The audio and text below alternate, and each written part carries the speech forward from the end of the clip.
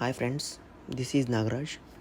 In this video I will show how to replacement of the remote battery from the BMW F series vehicles. First we need to remove the back cover and key from the remote. Press and hold this button. After remove the key. Remove the back cover by using minus screwdriver.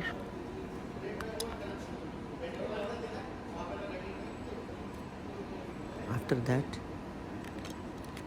carefully remove the remote battery for any damages will happen. The BMW recommended of this type of remote batteries like CR2032. While fixing the battery, positive face always outside of the remote.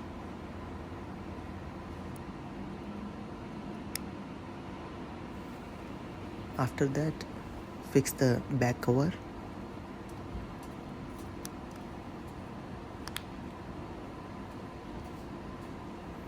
And insert the key.